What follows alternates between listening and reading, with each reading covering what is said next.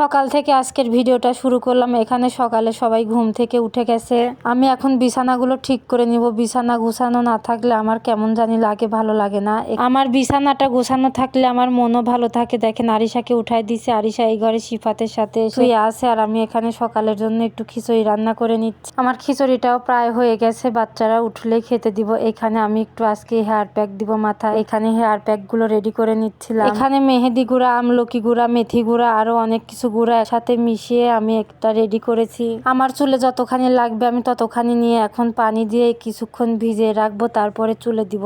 এটা কিছুক্ষণ ভিজিয়ে রাখলে আরো ফুলে যাবে। তারপরে এখানে আরো কিছু মিশিয়ে আমরা মাথায় দেবো। এখানে আমি আরিশান মাথায় দিয়ে দিচ্ছিলাম। মাশাআল্লাহ, এখনই আমার মেয়ের চুলটা অনেক সুন্দর। আমার মেয়ের চুল দেখে সবাই মাশাআল্লাহ বলতে ভুলবেন না। এখানে সবকিছু মাথায় দেওয়ার পরে দুপুরে রান্না করতে চলে গিয়েছিলাম। এখানে বেগুন দিয়ে মাছ রান্না করে নিচ্ছিলাম। তারপরে এখানে চিংড়ি শুটকি দিয়ে পুঁই শাক রান্না করে নিব। সব কিছু এখন কেটে ধুয়ে বেছে রেডি করে চুলায় গিয়ে রান্না তুলে দিব। রান্না শেষে আজকে একটু শ্বশুর বাড়িতে যাব। এখানে চিংড়িগুলো ভালো করে কষিয়ে নিচ্ছিলাম। রান্না শেষ করে এখানে রেডি হয়ে তো একদম বেরিয়ে পড়েছি।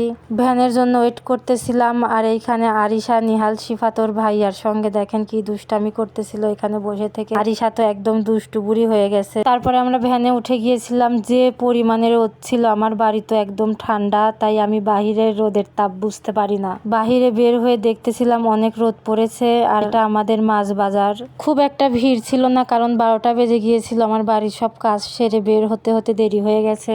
এইখানে নদী দেখতেছিলাম। কিছুদিন আগেও একদম শুকনো ছিল, এখন দেখেন আস্তে আস্তে পানি আসতে শুরু করে দিয়েছে।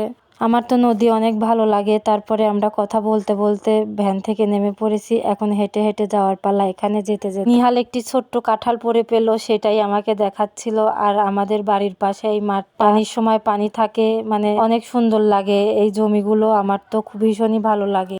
দেখতে দেখতে শ্বশুর বাড়িতে চলে আসলাম। আর আমার শ্বশুর বাড়ির সামনেই দেখেন কি সুন্দর ফুল গাছ। এসেই দেখতেছিলাম আমার শাশুড়ি রুটি বানাচ্ছিল।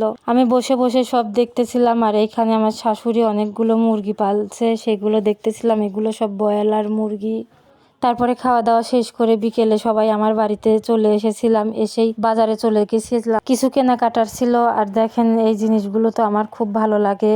কেনাকাটা শেষ, বাসায় চলে আসছি। এখন আপনাদের সঙ্গে শেয়ার করব কি কি কিনলাম। সবগুলো বের করে আপনাদের সঙ্গে শেয়ার করব।